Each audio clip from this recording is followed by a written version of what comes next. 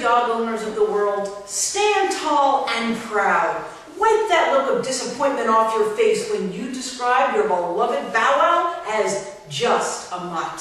What you have in actuality is a bona fide, but perhaps yet unclassified, designer dog.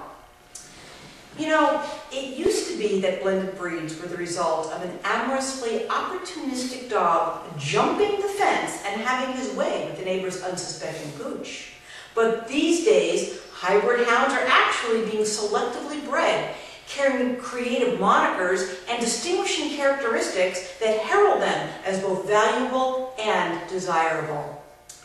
You know, the practice is quite controversial. Opponents typically cite exorbitant prices for what are essentially mutts, the impulse nature and subsequent high abandonment rate of such purchases, and the unpredictability of temperament, size, or appearance. The phenomenon has unleashed a surge of amateur and backyard breeders, most of whom lack credentials and genetics expertise. While the first generations may not suffer from health problems that are obvious, subsequent litters may suffer unexpected and unintentional inherited maladies. Furthermore, while two breeds are theoretically being mated to yield the best of traits, it is just as possible that the offspring will possess just the opposite. Or that in some cases, some of the pups will look like the Labra and others the Doodle.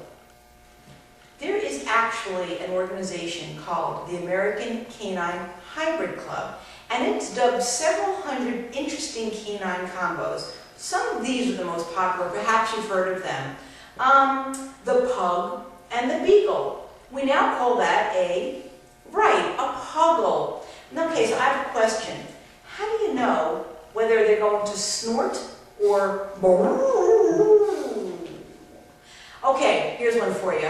A Cocker Spaniel and a Bichon. When you put those two together, they are called Cockachons. Now, that's really cute, but it's particularly confusing if the owner is singer Chaka Khan. Chaka Khan, Cockachon. Anyway, all right. How about a Chihuahua and a Dachshund? Of course, that's called a Chiweenie. Or the Schnauzer and the Yorkie is known as a Schnorkie. Now, one of the most popular breed ingredients in the elusive recipe for the consummate canine is the poodle. Long thought to be one of the most intelligent purebreds, they are also known to be non-shedding and hypoallergenic.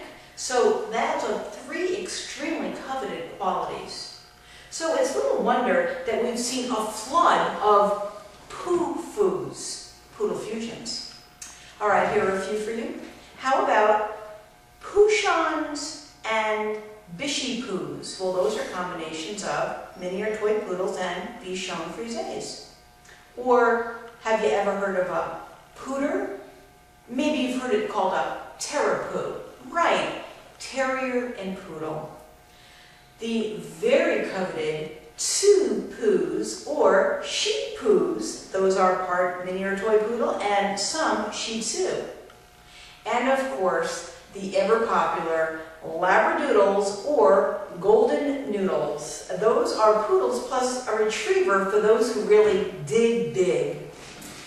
All right, granted, if nothing else, these unofficial breeds are exceptionally fun to say.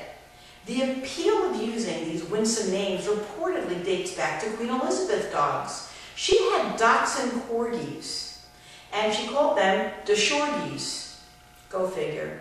Well, I must admit that back in my teens, I got creative and I gilded the lily for one of my All-American Heinz 57 mongrels. Her name was Pepsi, but I couldn't just describe her as a mutt, so I extolled her virtues as a Lithuanian Bombadil. Well, when my neighbor next door told me that she also owned a Lithuanian Bombadil, I knew I had to come up with another name. Now I currently have my dog Disney, and I affectionately call her a Bossy. Well, that's because she's a combination of a Border Collie and an Aussie. Or is it? I think there's another reason. All right, now don't get me wrong.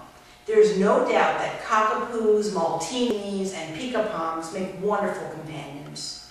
But the real story is that before forking over big bucks for promises of perfection, you owe it to yourself to visit the local humane societies and rescue groups in your neighborhood.